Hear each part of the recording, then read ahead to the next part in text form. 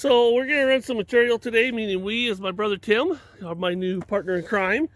And he was laughing that I used my awesome 349 Harbor Freight level to check my 9 degrees. He doesn't understand that at 349 I can lose one every trip and life is good. So it's a really easy tool. So we're gonna run the mini and the micro, or sorry, the micro and the mini in the 6-inch, and we are going to run some material that we crushed. I showed you those pictures of that material I was going to crush, the rocks. I'll zip that in there real quick, but we're going to run this first before we dirty up the water, and then we're going to run these buckets, and we'll run these buckets with these nice red color that we pulled out of the mine. This is the rock that we were crushing right here, so you can see how rotten it is. It's a granite type of rock, and they think there's some gold in this. They're finding some, so we're going to see what we think, because we crushed up basically, about a little more than a quarter bucket of the stuff. So we're going to run this and check it out. All right, cool. All right, forgot to give you the scoop. We were at about 9 degrees. We got this little 1/2 horsepower pump. I think this pump is rated right at about 3,000, but with it neck down a little bit, I don't know, we're probably pumping about 2,800 gallons an hour. So anyways, you can see we got a nice flow coming over the top of this guy here. The mat is completely covered, which is good, because then you get good exchange and you ain't going to slow down pushing material in there.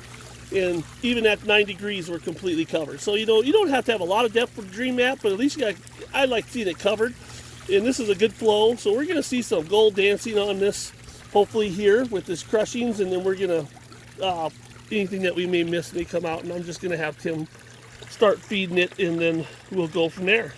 But so we just want to, wait a second, we want to pre-wet our material first. Hold on a second. So we flattened it out just a little bit. We wanted to see the material going here a little bit more, so we're at about 7. And then we had to shim up this end with our pop can tab, so we're getting pretty technical here. And anyway, so we're going to go ahead and run this material, and we're going to see what's in this. Right now, in the first couple scoops, I don't see no bling on the micro mat, so I have my suspicions. My opinion are correct, which is traditionally in Montana, at least, I don't know about a lot of their places, at least northwest Montana here, the granite is not been people haven't been very successful pulling gold out of rotten granite type quartz material. And also the tailing piles that we drive over for a long time leaving this mine are covered with these rocks laying everywhere. So if there had been gold in them that was worth any value, they wouldn't be there no more. So people would have crushed them up a long time ago. So just basically, I think that maybe he saw a little bit of gold, maybe it was residue from, or got lucky, and I don't know if we're going to see a lot of gold in this material. So anyways, we're just going to run this, take a look at it, and then we're going to run these buckets here real quick. Just zip them over this thing, and then, which is nice because we'll get all our free gold up here, and then anything bigger that rolls off or causes any problems, we'll catch it down here. Paul Jarvis is making a version of this where I think it's an 8-inch mat, or it's actually a 10-inch, maybe it's 10-inch. It's 10-inch, and it's a shorter mat, and it goes to 2 mini 6s. And there's a shop up in his area that is buying the crap out of them because he thinks they just smoke the black box. It's just amazing. So we're getting great recovery out of these setups, guys. So anyways, we're going to see some videos of that, I'm hoping. And I may even trade some mats for Paul for one of those boxes because it just sounds like too much fun. And, just like I got this box room and I got a bunch of air boxes in the shed.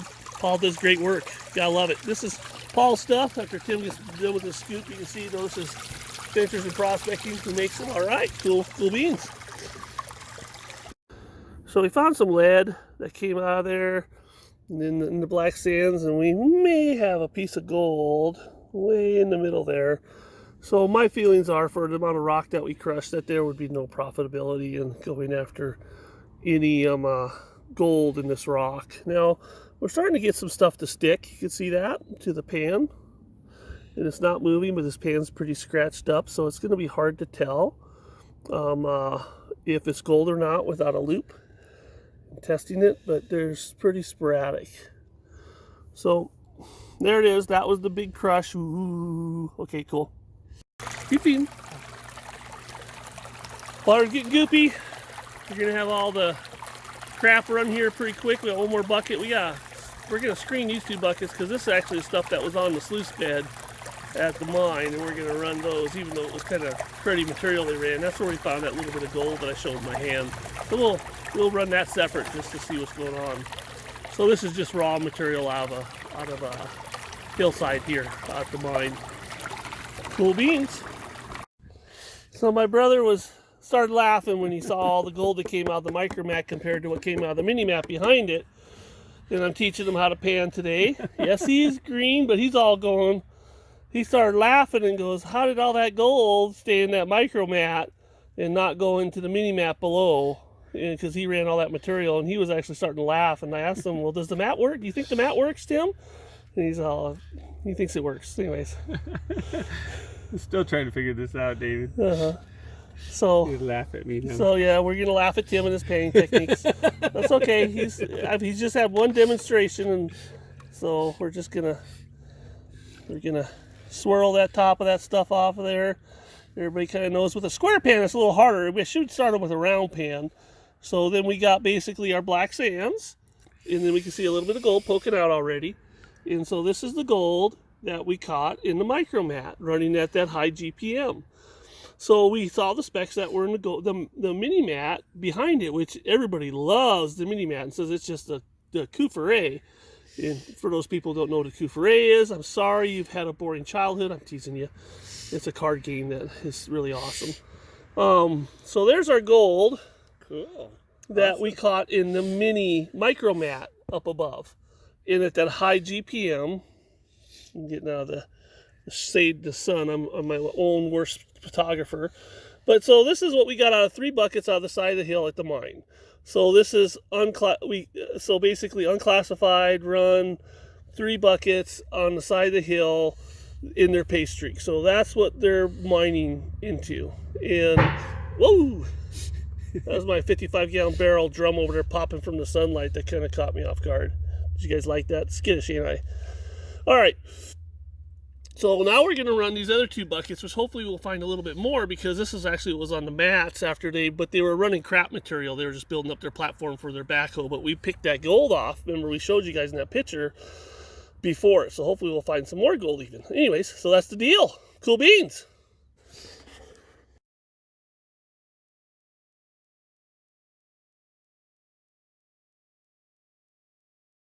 All right, here we go. We're feeding the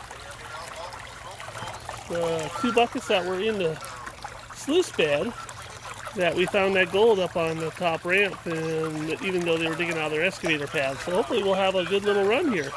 Cool beans. All right, my brother's all excited because of the gold in the mat. And so this is about, let's get a snapshot. You can see all the gold in the mat. So we see all the gold, and this is out of their excavator pad. And this is what they were piling on just to get the sluice running for the one day. They gave me the gold in the mat after they ran for about an hour just to turn on the equipment. There's gold in there. Oh, look at that one, Tim. Look at that one. Look at, no. Look at that. That is, there it is. There's the official nugget. Oh my, look at that. Official, that's actually, I think that's called a nugget. I think that is actually, some people call it picker, all you spoiled Alaskan people. But we're not in Alaska, so in Montana, it's a nugget. All right, so let's just define that right now. Anyways, so this is some fun stuff.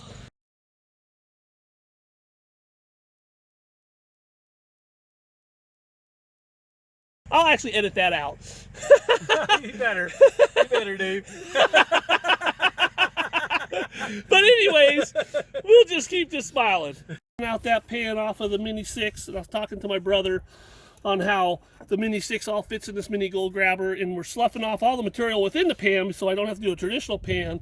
So I'm kind of doing this all in pan method, where I'm trying to basically do all my panning within the pan. So that allows me to see if I missed anything really quick after I do what's called basically a power check. So now I'm starting to slough off, and I had it looked like a piece of gold. Is that a piece of gold? Nope, yellow rock. How about that, guys? So now I can chase my gold as I basically got some sloughing off these bigger rocks. push that up there. But basically, you know, we're just trying to get all the material, the gold, in that top part of that pan. And so this is from the bottom mat. So we had enough gold that we had this from the bottom mat. So we got some big rocks we're gonna take out of here. Push the gold up. I got a piece of gold that slid with that rock. But see, I get to go through the bottom of this pan again. So anyway, so it looks like we got some decent gold with what we got going on here. Now the key is to pull the water through the pan slowly so this don't all slough down in there and it stays up in there. Now I can, there we go. Now I can pull that material off now, the lighter material. And I do a lot of panning, so I hate dumping into like a trough and having to go dig for my material again. So I try to do all my panning in one pan. But you know, and not slough it off, to know that my panning technique, sloughing off, if it's not perfect, you will slough gold off into your safety pan. So the one pan method, I know all the gold's in the pan still, even if it's I slough some down in here, and I'm gonna go back and look in there again. And that is actually a piece of gold. That's gold and rock. So we're gonna leave that guy up in there. So there's my gold. And I'll sucker this up at this point because I got cleanup devices. I got all sorts of cleanup stuff. But here's my gold. That, we'll spread it out now. Look, I waited too long and I got no soap in the water, so now I got some gold float. So now I gotta settle it. That's the bummer about burying your gold for too long. But anyways, yeah, we had a bunch of gold float off. But anyways, so there's the gold that was in the bottom mat. And we were running that at that high GPM. So we're gonna sucker this off, and now we're gonna pull off the top mat. And then we'll put it all in there together in one the snuffer bottle, and we will take a look at what we got out of that material. Cool beans. Let's go ahead and hit the red button again. Yeah, let it out. So we slid down the big nugget, but we got a whole bunch of actually lead and other flakes with it. So by doing the back pan again, we'll pull out this guy. I'm gonna run this other dark stuff on a finishing sometime later, but we'll go ahead and we'll drop this in the snuffer jar. But there's my actually biggest Montana piece of gold that I farmed out of a piece of dirt so far. I've got at the group's club meets, we've got bigger nuggets, but I didn't like dig those. And also we got I've had some friends that have gone prospecting in Montana have done it, but most of my gold's been smaller.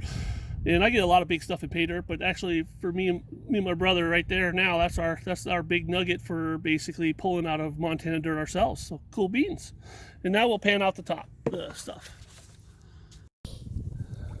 Okay. All right, brother's getting gold fever here. He's getting pretty excited. He's, you know, gonna have him hooked. All right, there's our big bunch of material out of the micro mat. I mean, now come on, now how hard can that be to pan out, you know? So, dang bee, it's gonna get me. So here's our material from the micro mat, and we're already starting to show a nice little boomer crowd. So yeah, there it is. There's our big boom, our big party.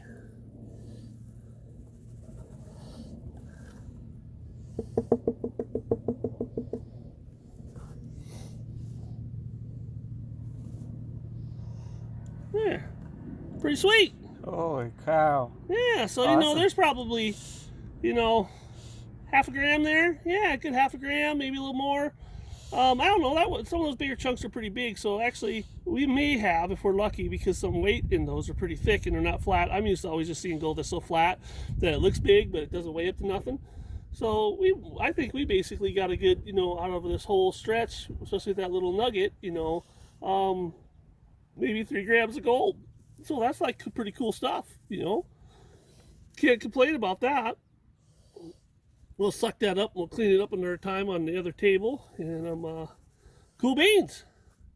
Good job, Dave. Thanks.